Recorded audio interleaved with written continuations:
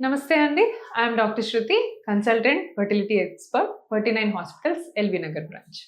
So, ఈరోజు stress వల్ల నిజంగానే ఫర్టిలిటీ తగ్గుతదా? అందరూ డాక్టర్లు ఏమన్నా అన్నారంటే స్ట్రెస్ వల్ల ఇలా అయింది, స్ట్రెస్ వల్ల ఫెయిల్ అయింది, స్ట్రెస్ వల్ల ఎంబ్రియో సరిగ్గా అతుక్కోలేదు అని అంటారు. నిజంగానే దీని సైంటిఫికల్‌గా స్ట్రెస్ వల్ల మనకి రిజల్ట్ తగ్గుతుంది అని ప్రూఫ్ ఉందా?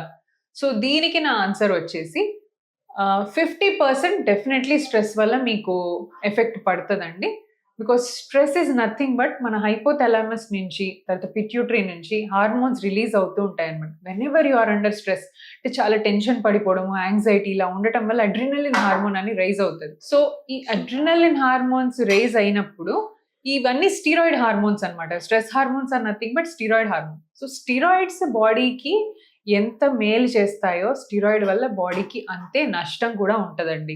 సో, అన్నెసెసరీ స్టిరాయిడ్స్ రిలీజ్ వల్ల మీ ప్రాపర్‌గా బ్రెయిన్ నుంచి రిలీజ్ అయ్యే హార్మోన్స్, తర్వాత అవి ఓవరీస్ మీద యాక్ట్ చేయడము, ఆ ఓవరీస్ మీద నుంచి ఎగ్స్ మీద యాక్ట్ చేయడము, దాని తర్వాత ఆ ఎంబ్రియో ఇంప్లాంటేషన్ అయ్యే దగ్గర ఇవన్నిటి దగ్గర కూడా ఆ స్టిరాయిడ్ ఒక నెగెటివ్ ప్రభావం చూపిస్తదనమాట. సో, స్ట్రెస్ హార్మోన్స్ అనేటివి నిజంగానే ఉంటాయి. దీస్ ఆర్ కాల్డ్ కార్టిజాల్, ఈ అడ్రినల్, ఈ హార్మోన్స్ అన్నిటిని మనం స్ట్రెస్ హార్మోన్స్‌గా చెప్పొచ్చు. యాంగ్జైటీ హార్మోన్స్ అని చెప్పొచ్చనమాట. సో, ఎంత కామ్‌గా, ఎంత కూల్‌గా ఉన్నట్టయితే, లైక్ ఫర్ ఎగ్జాంపుల్ మెడిటేట్ చేయటం, యోగా చేయటం or whatever, listening to soft music, talking to your partner.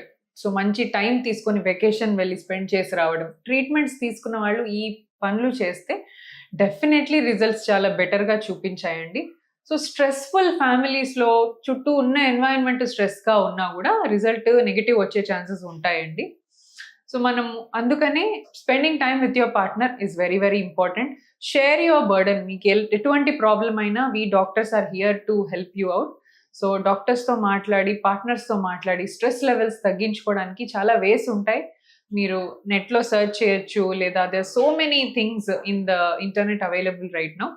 ఎవరికి ఏది సూట్ అయితే, కొంతమందికి నిద్ర ఎంత మంచిగా అట్‌లీస్ట్ ఒక 7-8 అవర్స్ ఆఫ్ స్లీప్ ఉన్న వాళ్ళలో స్ట్రెస్ లెవెల్స్ చాలా తక్కువుంటాయని స్టడీస్‌లో ప్రూవ్ అయిందనమాట. So, stress is directly proportional to bad result. So, ఎంత తక్కువ స్ట్రెస్‌లో ఉంటే అంత మంచిగా రిజల్ట్ చూపిస్తది.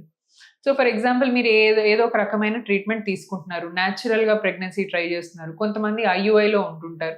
కొంతమందికి ఐవీఎఫ్ ట్రీట్మెంట్ తీసుకుంటారు. సో, వాటెవర్ మీరు మెకానిజం ఆఫ్ ఇది చూసుకున్నా కూడా స్ట్రెస్ లెవెల్స్ అన్నిట్లో రోల్ ప్లే చేస్తాయండి. సో, న్యాచురల్‌గా మీరు ప్రెగ్నెన్సీ రావాలి అంటే మీకు బాడీలోంచి ఎగ్ రిలీజ్ కావాలి. సో, స్ట్రెస్ హార్మోన్స్ ఎక్కువ అవ్వటం వల్ల ఎగ్ రిలీజ్ ఎఫెక్ట్ అవుతది. So, one thing. అట్లా న్యాచురల్ సైకిల్‌లో మీకు కొంచెం సక్సెస్ డ్రాప్ అవ్వచ్చు. అదే ఐయూఐ టైంలో మీకు మేల్ పార్ట్నర్‌కి స్ట్రెస్ ఎక్కువగా ఉందనుకోండి. ఐయూఐ మనం ఎలా చేస్తాం? హస్బెండ్ శాంపుల్ తీసుకొని మనం ఇంజెక్ట్ చేస్తాం. సో, హస్బెండ్ స్ట్రెస్ ఔట్ అయిపోతే అతనికి ఐయూఐ డే రోజు శాంపుల్ ఇవ్వడం కష్టమవుతది. సో, చాలా మందికి ఎజాక్యులేషన్ ద్వారా శాంపుల్ రాదు టెన్షన్ తోటి. సో, దానివల్ల ఐయూఐ కూడా మనం సైకిల్ చేసుకోలేకపోతాం. అలాగే ఐవీఎఫ్‌లో కూడా. మనం ఇన్ని హార్మోన్ ఇంజెక్షన్స్ తీసుకుంటున్నాం కాబట్టి బయట నుంచి స్ట్రెస్ లెవెల్స్ ఇవన్నీ ఏమంటారు, కాంట్రాడిక్టరీ యాక్టింగ్ ఉంటదనమాట. అండ్ ఈవెన్ ఐవీఎఫ్ అప్పుడు కూడా స్పెర్మ్ హస్బెండ్ ఇవ్వాల్సి ఉంటది. అతనికి స్ట్రెస్ లెవెల్స్ ఉన్నట్టయితే పికప్ రోజు కరెక్ట్‌గా శాంపుల్ ఇవ్వలేకపోతారు. సో, ఆ టెన్షన్ వల్ల శాంపుల్ సరిగ్గా రాదు. సో, ఇవన్నీ డిసడ్వాంటేజెస్ ఉంటాయన్నమాట. సో, స్ట్రెస్ లెవెల్స్ ఎంత వీలైనంత వరకు అంత తక్కువ చూసుకోవడం చాలా చాలా important. Thank you so much.